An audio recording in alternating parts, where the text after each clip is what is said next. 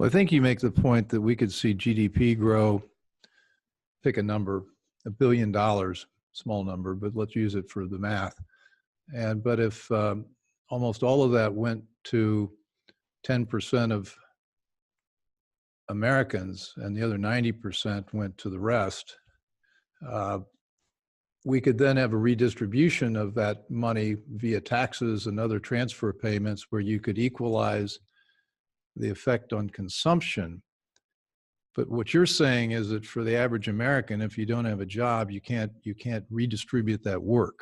And that not having a job is not only economically a problem, but it's culturally corrosive.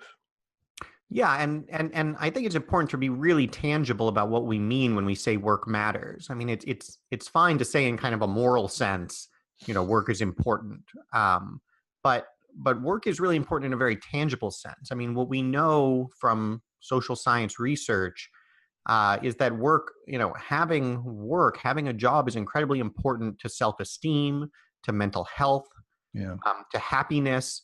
And, happiness studies can be a little bit squishy, but I think the good ones look at the same person over time.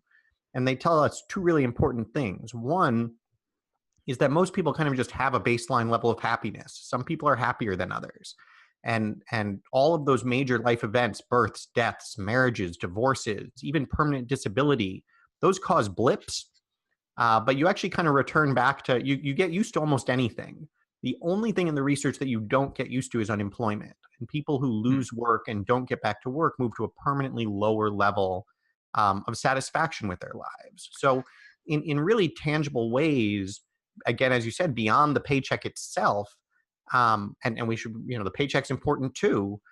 Work is incredibly important to well-being. And then that goes beyond just the individual. It goes to families. We know that especially for men, work is important for family formation. Especially for men, it's really important for family stability. Unemployment among men is a very strong predictor of divorce. And then it's important for children and their outcomes. If you care about economic opportunity for kids, you have to care that their parents are working. And even more broadly, you have to care that they're in communities where the adults are working generally, even beyond your own family. Just growing up in a community where people are working has an influence on your own opportunities.